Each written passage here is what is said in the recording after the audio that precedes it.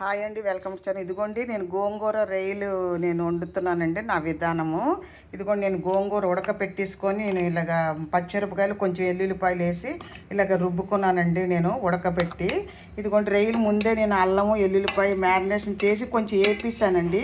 వేపి పెట్టుకున్నాను అనమాట. ఇప్పుడు ఇదిగో ఇంత నూనె వేసాను. దీంట్లోనేమో ఎల్లుల్లిపాయలు వేస్తున్నానండి.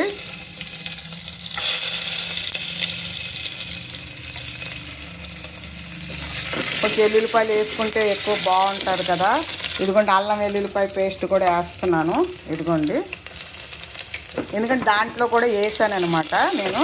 ఇది బాగా ఏగాలి. ఇదిగోండి నేను కొంచెం పసుపు కూడా వేసాను. ఇది బాగా ఏగుతుంది కదా. ఇదిగోండి ఉల్లిపాయలండి, ఉల్లిపాయలు వేసేస్తున్నాను. ఈ ఉల్లిపాయలు కూడా బాగా ఏగాలన్నమాట.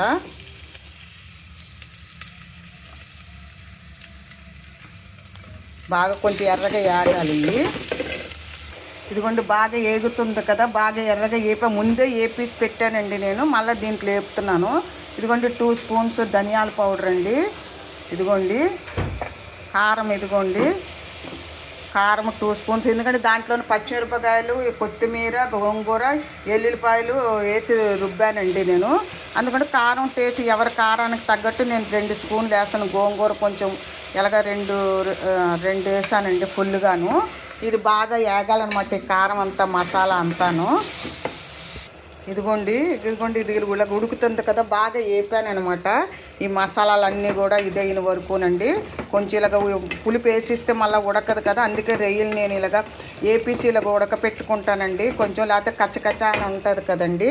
ఇప్పుడు గోంగూర వేసేస్తాను అనమాట. ఇదిగోండి ఇలా గోంగూర వేస్తానండి. ఇది శుభ్రంగా బాగా కలపాలన్నమాట.